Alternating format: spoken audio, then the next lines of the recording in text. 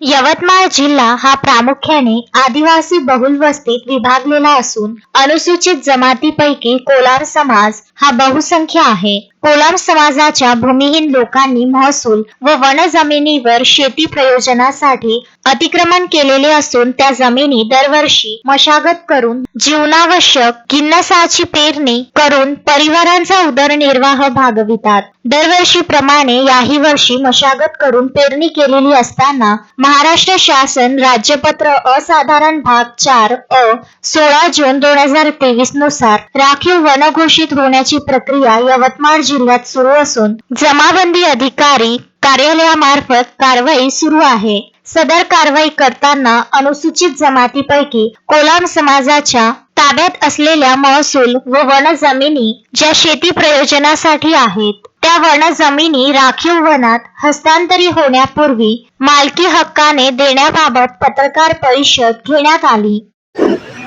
आज दिनांक 21 जानेवारी 2025 रोजी दलित, आदिवासी, भूमिहीन, बेघर, ओबीसी, गरीब मराठा, हासेपाती तथा सातबारा नावावर असलेल्या लोकांच्या न्यायासाठी संविधानात्मक मार्गाने कार्य करणारी आशिया खंडातील पहिली क्रांतिकारी संघटना म्हणजे बिगर सातबारा शेतकरी संघटना आणि श्यामादादा कोलाम ब्रिगेड याच्या संयुक्त विद्यमानाने बिगर सातबारा शेतकरी संघटनेचे राष्ट्रीय कार्याध्यक्ष डॉक्टर सुखदेव कांबळे, श्यामादादा कोलाम ब्रिगेडचे संस्थापक अध्यक्ष सुरेश भाऊ कुंबरे यांच्या नेतृत्वात ही बैठक घेण्याचे कारण असं आहे की सरकारी जमिनीवर दलित, आदिवासी समाजाच्या लोकांनी शेती प्रयोजनासाठी अतिक्रमण केलेलं आहे.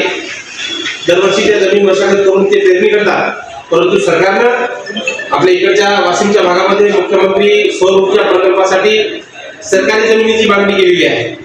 तर जिल्हाधिकारी, जिल्हा प्रशासन कोणत्याच पद्धतीचा या लोकांच्या ताब्यात असलेल्या जमिनीबाबत विचार न करता त्या जमिनी प्रकल्पाला देण्याचा एक प्रयत्न करत आहे. जर तशा जमिनी जर त्या प्रकल्पासाठी गेल्या तर निश्चित स्वरूपात हासेपाती, आदिवासी, कोलाम या कुटुंबावर उपासमारीची वेळ येण्याची शक्यता नाकारता येत नाही. म्हणून संघटनेच्या मार्गदर्शक तत्वानुसार कुठल्याही शासकीय प्रोग्रामला, कुठल्याही शासकीय प्रकल्पाला जर जमीन हस्तांतरित करायची असेल, जर जमीन हस्तगत करायची असेल तर हासेपाती समाजाच्या ताब्यात असलेली जमीन, आदिवासी लोकांच्या ताब्यात असलेली जमीन आणि शेतीसाठी जे अतिक्रमण जमिनी आहेत अशा जमिनी त्यांनी वगळल्या द्याव्या अशी मागणी संयुक्तरित्या या परिस्थितीच्या माध्यमातून करत आहेत. आज यवतमाळ जिल्ह्यामध्ये पारडी गावची मंडळी झालेली आहे.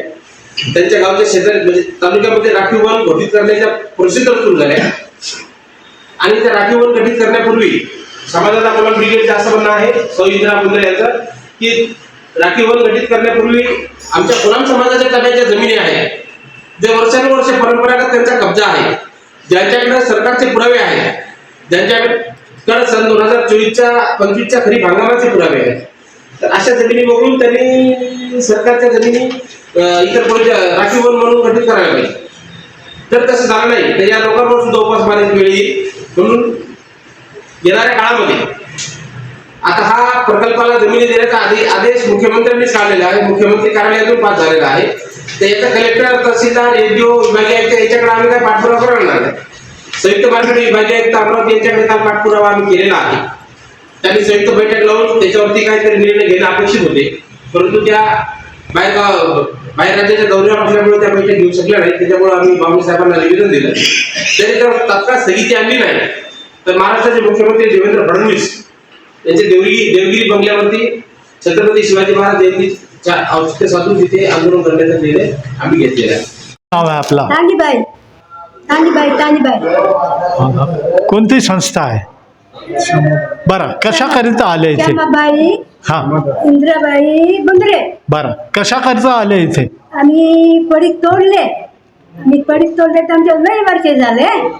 तर मला कोणीच नव्हते, तर आम्ही इथपर्यंत आले. आता इंद्राबाई बुंद्रे घेऊन तिथपर्यंत आले तर आम्ही लई दिवस झाले. आम्ही तर नाही वावर तोडून लई वर्षे झाले म्हणून आम्ही इथपर्यंत आले. तर तुमची मांग काय आहे? डिमांड काय आहे? काय पाहिजे तुम्हाला? आम्हाला शेत पाहिजे. काय? वावरातलं. समाचार संकलन अशोकभाई जोशी.